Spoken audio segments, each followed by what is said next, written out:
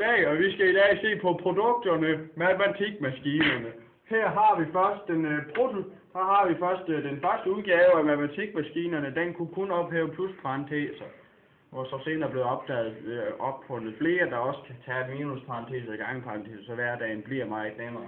Men det man gør, det er at tage et plusparentes regnestykke, så putter du den ind i maskineriet her, og så laver den bare en masse ting derinde, og så kan du se, så kommer det ud som en plus sådan der. Det er sådan der, det kommer ud, og det er selvfølgelig super godt. Så tager vi minusparenteserne herover. Det er en hjemmemaskine, super fed opfinder. Han er bare super flink og alt muligt.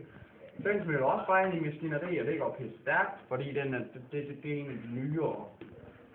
Og så siger det lige pludselig bare, så står der bare 4, og så er sådan 3x, og så er sådan minus 2, og så har du bare sådan endnu en anden stykke. Pille Eisen-maskinen, det er det nyeste nye. Det nye ske, det er simpelthen kan ikke fås bedre.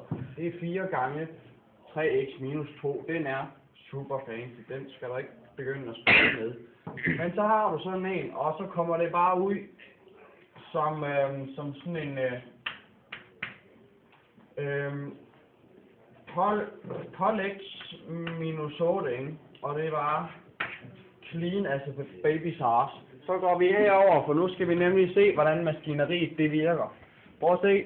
Det her, det er sådan noget, ligesom skåret den over i en halv. Du putter regnestykker ind her, så kommer det ned og falder ned i den gryde her. Det bliver så brændt af en flammekaster.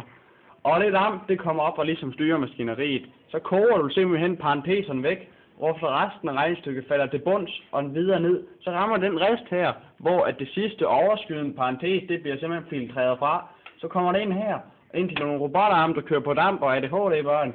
Og det bliver ligesom sat gang igen. Og så kommer det ud i det her rør, og så ud, og så er det bare herude.